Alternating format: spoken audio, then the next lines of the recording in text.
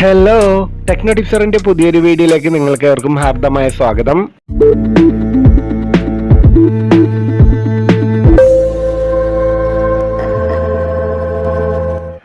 വണ്ടിയുടെ ക്രാങ്കിലെ connecting road bearing damage ആയതുകൊണ്ട് സ്റ്റക്കായി എഞ്ചിൻ സ്റ്റോപ്പായ വണ്ടിയുടെ എഞ്ചിൻ റീബിൽഡ് ചെയ്യാനായി ആദ്യം തന്നെ നമുക്ക് എഞ്ചിൻ ഡിസസംബിൾ ചെയ്യണമല്ലോ.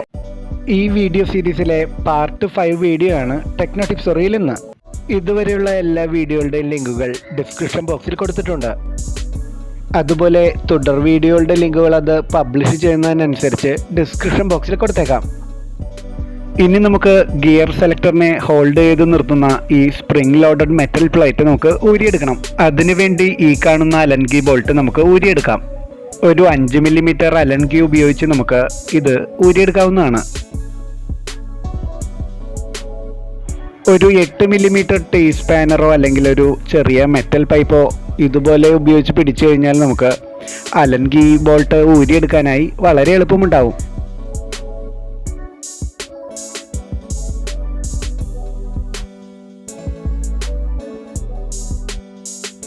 അതിനുശേഷം ഗിയർ സെലക്ടർ ഊരിയെടുക്കാനായി ഇതായി കാണുന്ന 10 മില്ലിമീറ്റർ ബോൾട്ട് ഒരു 10 മില്ലിമീറ്ററിൻ്റെ ടീ സ്പാനർ ഉപയോഗിച്ച് നമുക്ക് ഇതുപോലെ ഊരിയെടുക്കാം.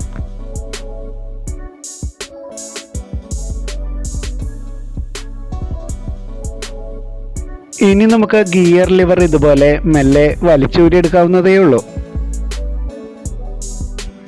അതിനുശേഷം ഗിയർ ഡ്രമ്മിൽ വരുന്ന ഈ 4 പിന്നുകൾ നമുക്ക് വളരെ ശ്രദ്ധാപൂർവം ഊരിയെടുക്കാം. ഒരു നോസ് പ്ലെയർ ഉപയോഗിക്കുകയാണെങ്കിൽ കാര്യങ്ങൾ വളരെ എളുപ്പത്തിൽ ചെയ്യാനാവും.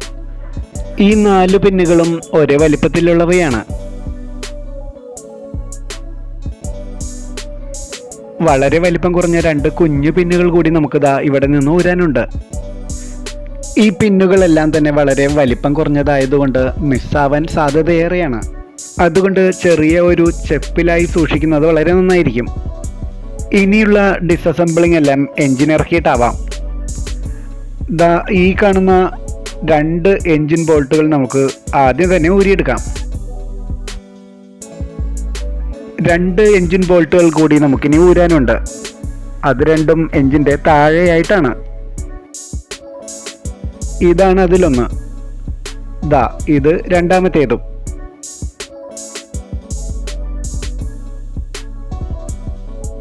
ഒരു 13 മില്ലിമീറ്റർ ഹെക്സ് സോക്കറ്റ് മെൽറോഡും ഉപയോഗിച്ചുകൊണ്ട് ആദ്യം കാണിച്ച 2 നട്ടുകൾ നമുക്ക് ഊരിയെടുത്താൽ 2 എൻജിൻ ബോൾട്ടുകൾ നമുക്ക് ഊരിയെടുക്കാവുന്നതാണ്.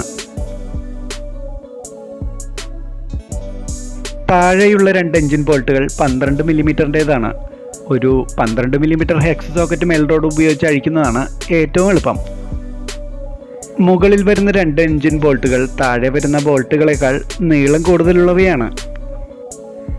ഇവിടെ വരുന്ന ബോൾട്ട് ആദ്യം ഊരിയെടുക്കുന്നതാണ് ഏറ്റവും നല്ലത്. അതിനുശേഷം താഴെ വരുന്ന 2 ബോൾട്ടുകൾ നമുക്ക് ഊരി മാറ്റാം. ഇനി നമുക്ക് ഏറ്റവും മുകളിലത്തെ ബോൾട്ട് ഊരാം. ഈ ബോൾട്ട് ആദ്യം ഊരിക്കഴിഞ്ഞാൽ താഴെ വരുന്ന ബോൾട്ടുകൾ ഊരിയെടുക്കാൻ നിങ്ങൾക്ക് ബുദ്ധിമുട്ട് അനുഭവപ്പെടും. വലിപ്പമുള്ള ഒരു സ്ക്രൂ ഡ്രൈവറോ അല്ലെങ്കിൽ കമ്പി കഷ്ണമോ ഉപയോഗിച്ച് ഇതുപോലെ മെല്ലെ തിക്കി കൊടുത്തു കഴിഞ്ഞാൽ നമുക്ക് എൻജിൻ ഊരിയെടുക്കാൻ വളരെ എളുപ്പം സാധിക്കുന്നതാണ്. വളരെ കുറഞ്ഞ സ്പേസിലിരിക്കുന്നതുകൊണ്ട് ഒരു പെർട്ടിക്കുലർ ആംഗിളിലൂടെ എടുത്തു കഴിഞ്ഞാൽ എൻജിൻ നമുക്ക് പുറത്തേക്ക് എടുക്കാവുന്നതാണ്.